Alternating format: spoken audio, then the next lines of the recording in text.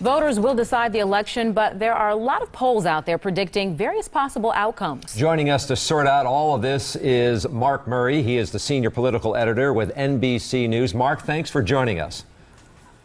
Thank you for having me. All right, we want to show our viewers three different polls and ask you about them. The NBC News Survey Monkey poll shows Hillary Clinton leading Donald Trump 47 to 41%. The LA Times tracking poll has Trump up 47 to 42%. And the Washington Post ABC News tracking poll says that it's a tie at 46%. It's very complicated for voters.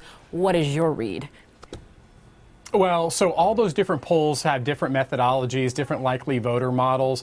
What we have actually seen in our own NBC polling has been a pretty stable race, even though there have been so many different twists and turns in this presidential contest, where Hillary Clinton continues to have a little bit of an advantage over Donald Trump. And of course, you know, it is worth noting that your own state yesterday had a poll that came out that had the political world all focused on it. And that's the Marquette Law poll that showed Hillary Clinton about 6 points ahead of Donald Trump.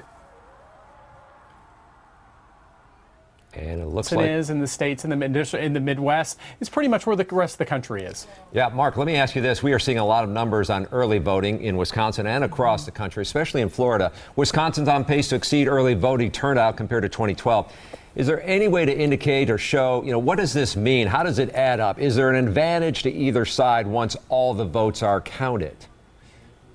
Well, so you are able to look at, and even places like Wisconsin, is you can see the Democrats who've been actually turned in their ballots and been voting versus Republicans, and then there's usually the unaffiliated voters, and you can kind of look to see if there are any patterns right now. I will tell you that when you look at the numbers in Wisconsin, Democrats do feel good. They feel like that actually is better than in their past performance. The question, though, of course, is we don't know particularly voting if they're actually voting for Hillary Clinton or Donald Trump. It could be that you end up having some Republicans, Republican women who are voting for Hillary Clinton, but we see them as a Republican in our column. So I will say that the early vote is a good indicator, but it's not the end-all, be-all. And of course, we have to find out what happens on Election Day.